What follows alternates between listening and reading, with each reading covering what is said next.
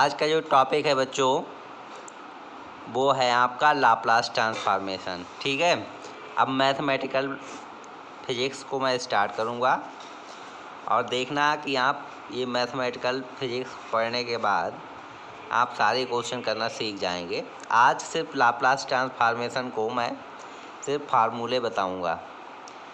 और सबसे पहले तो मैं ये कहना चाहूँगा जो बच्चे इस यूट्यूब चैनल पे नए हैं या जिन्होंने अभी तक सब्सक्राइब नहीं किया है वो इस यूट्यूब चैनल को सब्सक्राइब कर दें। ठीक है बच्चों, तो लाप्लास ट्रांसफॉर्मेशन बेसिकली क्या होता है, अगर हम ये लाप्लास ट्रांसफॉर्मेशन अगर फार्मूला के फॉर्म में लिखना चाहें तो ये होता है 0 से इन्फिनिटी e⁻ और ft जिसका निकालना है हमें इंटू dt। ठीक है, कहीं कहीं पे क्या होता है, किसी बुक में दिया होता है कि जो e⁻p जो है वो p की जगह s लिखा होता है, तो उसमें कंफ्यूज ना हो आप बच्चों। ठीक है, तो बच्चों तो हमने आज क्या बताया है, अगर मुझे लाप्लास निकालना है इस ft का तो क्या होता है 0 से infinity e⁻ ft dt। Books में अगर किसी बुक्स में s लिखा है p की जगह वो भी चलेगा, कोई टेंशन वाली बात नहीं है। मैं कुछ इम्पॉर्टेंट फार्मूले बताऊंगा। ठीक है, इन फार्मूलों को आपको याद रखना है। अगर ये फार्मूले आपको नहीं याद होंगे तो आप लाप्लास ट्रांसफॉर्मेशन को सॉल्व नहीं कर पाएंगे। ठीक है, तो इसके लिए हम स्टार्ट करते हैं कुछ फार्मूले। जैसे अगर मुझे लाप्लास ट्रांसफॉर्मेशन अगर 1 का निकालना है तो 1 का जो लाप्लास ट्रांसफॉर्मेशन होता है वो होता है 1/p। ठीक है, 1/p। अगर मैं आपसे कहूँ t का लाप्लास ट्रांसफॉर्मेशन निकालिए t का, तो या तो यहाँ पे रख के इंटीग्रेट करके पूरा वैल्यू निकाल लेंगे, नहीं तो फार्मूला डायरेक्ट याद रखेंगे। t का जो लाप्लास ट्रांसफॉर्मेशन होता है वो होता है 1/p²। क्या होता है 1/p²। अब बात करते हैं, ये तो 1 का और t का हो गया। अब बात करते हैं अगर हम t की पावर n की, तो t की पावर n का जो लाप्लास ट्रांसफॉर्मेशन होगा वो बच्चों होगा फैक्टोरियल n/p की पावर n+1। ठीक है, या फिर हम यहाँ पे गामा n+1 भी कर सकते थे अपान p की पावर n+1। हमने यहाँ पे क्या किया है, t की पावर n को फैक्टोरियल n/p की पावर n+1 कर। अब हम चौथे जो t की पावर अगर a का पूछे कोई आपसे t की पावर a का, तो t की पावर a का जो होता है गामा a+1/p की पावर a+1 होता है।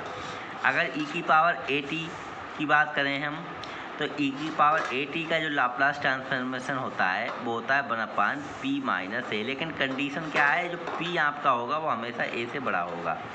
तो क्या होता है e की पावर at का 1/p-a। अब हम बात करते हैं साइन at की। जो साइन at का होता है कि a/p² + a²।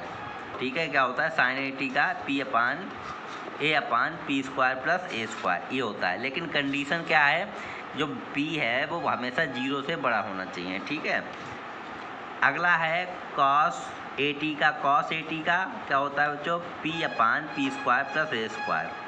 ठीक है, ये होता है। तो साइन at cos at में अगर पूछे डायरेक्ट तो ये यहाँ पे प्लस होता है। अगर हाइपरबोलिक टर्म में पूछे तो cos at का होता है p² a²। Sine hyperbolic at का क्या होता है a/p² a²। यानी साइन वाले में a और कॉस वाले में p ऊपर आता है।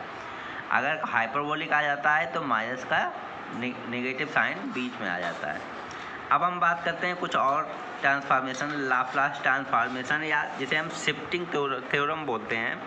अगर इसमें है जैसे लाप्लास at है, लाप्लास ft है, वो हमारा क्या है, ये हमारा अगर ft का लाप्लास fp है, आंसर fp में आया है, तो e की पावर at और ft का अगर हमें निकालना हो तो क्या होता है fp-a कर देते हैं।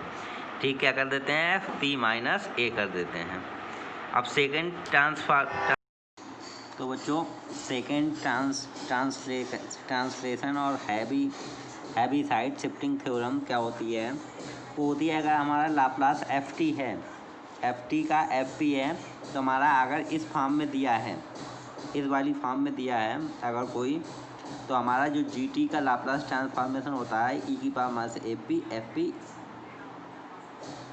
ठीक है, ये ट्रांसफॉर्मेशन होता है।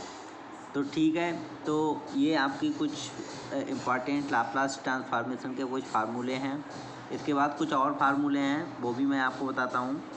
अब हम बात करते हैं, अगर Laplace F T F P है तो लाप्लास ए टी क्या होगा। तो जो ए टी होगा वो 1/a एफ p/a हो जाता है, ठीक है फ्रेंड्स। अगला है लाप्लास जो एफ डैश टी, अगर हम डिफ्रेंसिएशन करें तो क्या होता है p Laplace F T minus F zero, ठीक है। अगर डबल डिफ्रेंसिएशन वाले उसका करें तो p square Laplace F T, ये हो जाता है minus P Laplace F T minus F zero, ये हो जाता है। उसके बाद हम बात करते हैं आपका अगर n पावर हो, आपका n डिफ्रेंसिएशन हो n टाइम्स, तो क्या होता है p की power n Laplace F T, P की power n minus 1 Laplace F zero minus P की power n minus 2 F dash zero, इस तरीके से चलता है, ठीक है।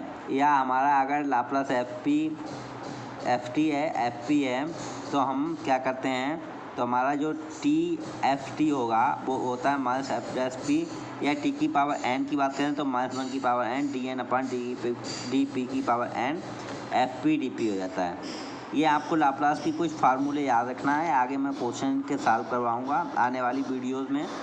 तो लाप्लास ट्रांसफॉर्मेशन अगर बात करते हैं, अगर Laplace F T F P है, तो अगर 0 से t और एफ यू डी यू को इंटीग्रेट करने को का इंटीग्रेशन का लाप्लास आए तो आपका एफ पी अपान पी कर देते हैं, ठीक है। अगला एक और इम्पॉर्टेंट लाप्लास ट्रांसफॉर्मेशन है, उसे भी जान लीजिए। अगर इंटीग्रेशन लाप्लास आपका F T equal to F P है, तो एफ टी अपान टी का P F X D X का पी टू इन्फिनिटी हम क्या कर देते हैं, इंटीग्रेट कर देते हैं। लेकिन limit T tends to 0 F T upon T वो एग्जिस्ट करनी चाहिए, अगर अदरवाइज़ नहीं होगा आपका। तो ये हमारा लाप्लास ट्रांसफॉर्मेशन के कुछ फार्मूले थे जो बच्चों आपको याद रखने हैं, और इनकी सहायता से आपको आने वाले वीडियोज़ में मैं क्वेश्चंस कराऊंगा। वो ये बहुत ज़्यादा इम्पॉर्टेंट टॉपिक है आपका CSIR नेट में भी, गेट में भी। तो आज के लिए बच्चों इतना ही, तब तक के लिए धन्यवाद।